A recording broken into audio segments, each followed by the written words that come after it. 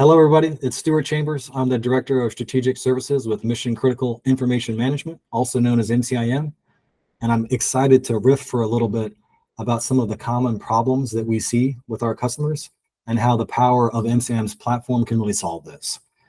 I like to bring these up in the context of the cliches that we've all heard about before, having been in this industry for a while. The first one that I want to bring up, I think we've all heard before, is what gets measured gets managed.